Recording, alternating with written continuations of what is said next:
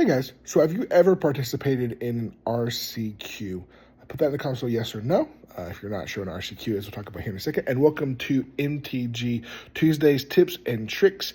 And we're going to continue one more week on standard, because they just announced that there's going to be a bunch of standard RCQs in the next year, basically starting in November and going into next year. There's going to be multiples of them. And so we're going to talk about on this one playing in an RCQ and what that means and how you can prepare and how to be prepared to go to an RCQ.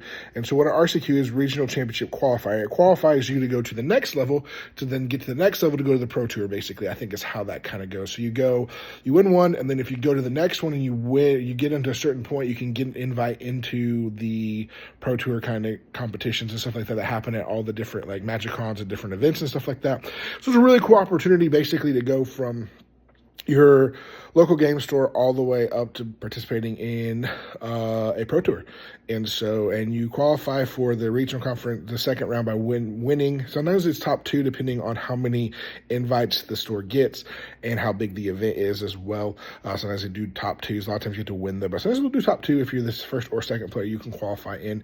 And there are going to be a lot of standard ones. So RCQ, it's going to be hosted. Typically, they do them like once a month. They spread them out a little bit, depending on how long it is between them. So maybe like they typically do them quarterly.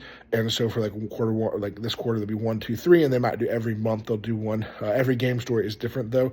There's also other events you can go to that are like big, larger events that allow you opportunities to get invites as well to these to the next level. Sorry if I forget all the names of exactly everything, but basically playing RCQ this is going to be a tournament. So you're going to be facing people who are playing strong, good decks and things like that. So if you have a fun random deck, just be prepared that you are going to be facing the highest potential competition. Even if it's at your game store, you're like, oh yeah, but I know the same like 6 people that play at my game store. They'll be there. That's true. But a lot of times people will travel if they see RCQs. People will travel and try to go to that and stuff like that. And so that's how that happens from time to time. They will go travel to RCQs to try to win them. People travel around and play them and stuff like that, prepare for them. So how to prepare for RCQ? You need to practice, know your deck, get your sideboard well, know what the meta is and stuff like that. Know what decks you're looking to possibly face on the top tier level. You can bring any standard legal deck into this, and I would bring what you want. If you want to bring otters into it, that's fine. Just know that realistically, it's a lot harder if your deck is off meta or not running the strongest cards to win the full RCQ. You can upset people. But here's what happens. Basically, typically there's like 5 rounds. Sometimes there's more than that. And then basically they'll cut to top 8. And then in top 8, you round robin until you get to the first place. And the person who wins, they get the prize. There's prizes given out for top 8 to the first place. Typically, sometimes there's other prizes that the stores will throw in as well. And then everyone that participates normally gets a promo, like a promo card that Wizards is giving out. And so you compete. And it's a long day.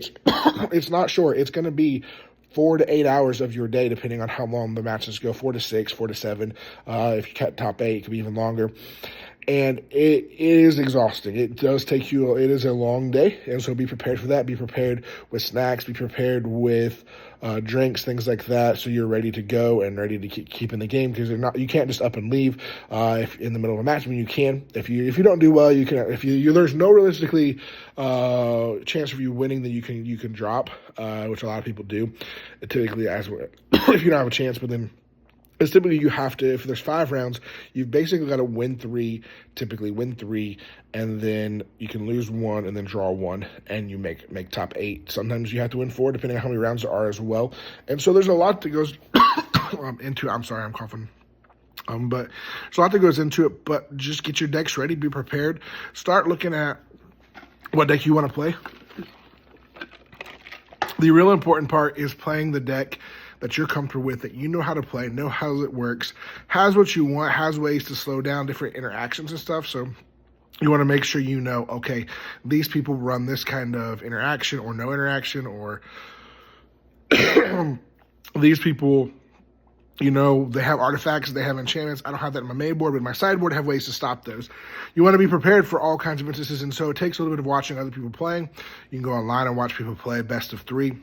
is the best of 3 as well. So you want to do that, practice with your deck, know how it works, and get it ready and just have some fun with it. And you know what? Maybe you win, maybe you don't, but you can go have fun. And guess what? Typically there's multiples of them, so it gives you a chance. Hopefully your store will give you opportunities to practice up to it, but have fun in the RCQ, and who knows, maybe you can win and get into the next level. And then at that event, it may be standard, but you have to also check to see what that event is as well, because sometimes the event you qualify for isn't, you qualified of standard, but the event you're playing in is going to be like Pioneer or Modern. So you might want to check that as well, because you then may have to prepare another deck if it's not standard or if it's whatever it is. Sometimes those are different. It just depends. You have to pay attention to be like, okay, what is the event? Is it going to be the same, or are they running something slightly different at the event, the next event, and stuff like that as well. So you want to check those out and have fun with it, and it's going to be exciting. You know, when Foundations comes out, I think Standard's going to be in a really, really good spot. There's a lot of crazy things already out there.